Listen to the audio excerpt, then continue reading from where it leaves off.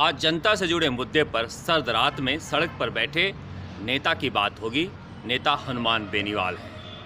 यह बात सुकून देने वाली है कि जनता से जुड़े मुद्दे पर कोई नेता इस तरह से तब आंदोलन कर रहा है जब कोई चुनाव नहीं है। केंद्र के कृषि बिल को लेकर नागौर के सांसद और राष्ट्रीय लोकतांत्रिक पार्टी के नेता हनुमान बेनीवाल ने अपनी पूंछ में आग लगा ली है। अब हर तरफ इसी बात को लेकर चर्चा हो रही है कि किस किस की लंका में हनुमान बेनीवाल आग लगाएंगे। कांग्रेस परेशान है कि हनुमान बेनीवाल मजबूत होंगे तो वो कमज़ोर होगी, क्योंकि जाट वोट बैंक जो है बड़ा जनाधार है कांग्रेस का, जिसके बल पर कांग्रेस लंबे समय तक राज करती रही है और फिलहाल 20 वर्षों से 100 के आसपास सीटें जीत जाती है, तो उसमें जाट वोट बैंक का बड़ा हाथ है।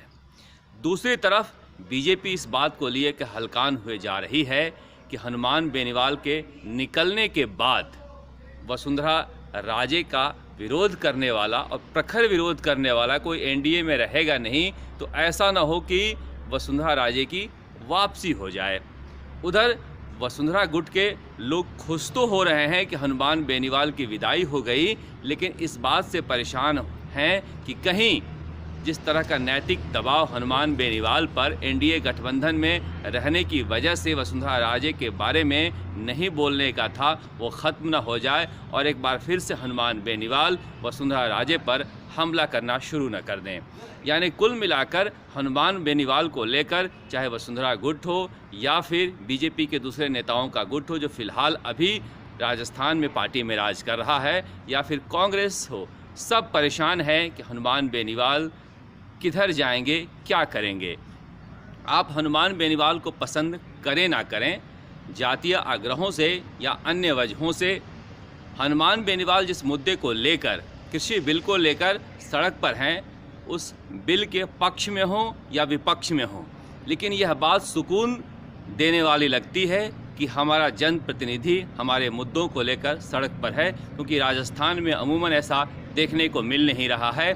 सत्ता पक्ष जो कांग्रेस है कृषि बिल का विरोध तो कर रही है, मगर ट्विटर और प्रेस कॉन्फ्रेंस के अलावा उसके पास विरोध का कोई जरिया नहीं है। किसान संवाद में पार्टी के 10-15 कार्यकर्ताओं को बुलाकर बात कर लेती है और उसे ही किसान समझ बैठती है। ऐसे में हनुमान बेनीवाल कम से कम मुद्दों को लेकर आंदोलन कर तो रहे हैं। अब सवाल उठता है कि हनुमान बेनीवाल के पास क्या विकल्प है।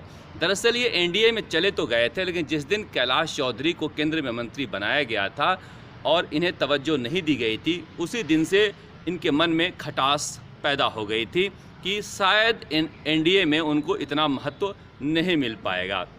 ये केंद्र में मंत्री बन भी जाते तो हनुमान बेनीवाल को वो मज़ा नहीं आता जो फ़िलहाल शाहजहांपुर और बहरोड में आ रहा है। उनके चेहरे पर एक नूर सा दिखने लगा है, क्योंकि ऐसे नेता हैं जो लोगों के बीच में रहते हैं, आंदोलन करते रहते हैं। कई बार तो मजाक में लोग कहते हैं, ईश्वर न करे कि इनके साथ कुछ हो, लेकिन कभी अगर इस तरह के नेता मृत्युशैया पर भी पड़े रहें और वहाँ कान में आकर कोई कह दे कि 10-15 लोग आए हैं, नारेबाजी कर रहे हैं, आंदोलन के लिए चलना है, तो उठकर चल देंगे। तो इस तरह का एक मिजाज रहा है। इस मिजाज की वजह से युवाओं में खासा लोकप्रिय हैं, लेकिन इस लोकप्रियता को क्या ये विकल्प के रूप में, एक राजनीतिक विकल्प के रूप में खड़ा कर पाएंगे। कहा जाता है कि राजस्थान में तीसरी पार्टी का कोई जगह नहीं है, लेकिन जो कुछ अब तक नहीं हो पाया वो आगे नहीं हो पाएगा, इसकी कोई गारंटी नहीं है। ऐसे में हनुमान बेनीवाल के पास वक्त है, पिछली बार वक्त नहीं था। अब दरअसल इनके साथ समस्या यह भी है कि हनुमान बेनीवाल के साथ वैसे लोग हैं जहां पर इनके दिन में 3-4 मामले ऐसे भी सुलझाने पड़ते हैं जहां चोरी से बिजली जलाते हुए लोग पकड़े जाते हैं, अवैध बजरी का परिवहन करते हुए पकड़े जाते हैं, अवैध गाड़ियां चलाते हुए पकड़े जाते हैं। इन लोगों को छुड़ाने का काम भी जब तक हनुमान बेनीवाल 2-4 कर नहीं लेते हैं दिन में, उन्हें भी अच्छा नहीं लगता है। साथ ही एक लाइन से सारे नेताओं को बैठ के गलिया नहीं लेते हैं अपने लोगों के बीच, तब तक इनके पेट का पानी भी नहीं पचता है। तो इन सब वजहों से ये लोकप्रिय भी हैं और यही इनका स्टाइल भी है।